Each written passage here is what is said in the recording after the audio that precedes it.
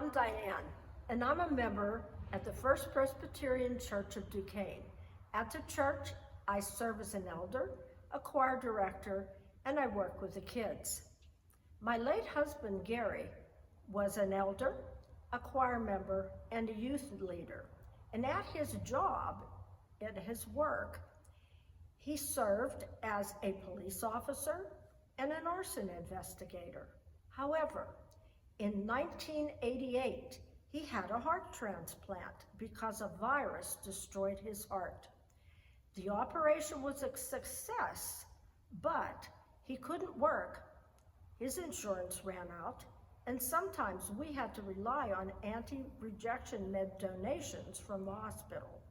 I was working, but we had no insurance, and there wasn't enough money to pay everything. So we lost our home, basically everything, and had to move in with my mom for a while and go on public assistance. However, we still remained active with the church, and through it all, Gary did as much as he was able to and had a rich life. Let me add to this, that at that time in 1988, when he received his transplant, heart transplantation was a very new science. Nobody really knew if this thing was going to work that well. So the fact that it did was a miracle. And what is most of a miracle is that he lived a full and rich life for 18 years. And during those 18 years, he was able to work again at a job that he enjoyed.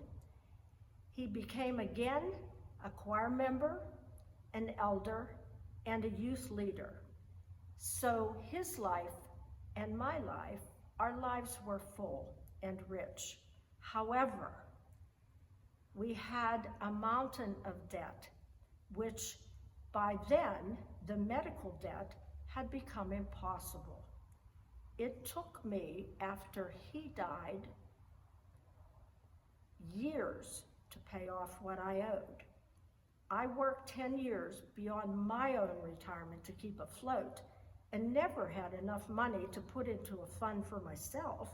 So I'm still living with the effects of his medical debt, which does affect what I can do in my retirement. What people might not understand is the trauma that follows this, knowing you're one illness away from disaster.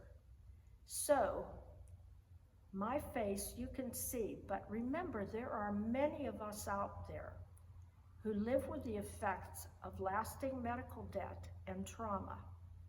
If you can, please think of a face, remember us, and do what you can to help.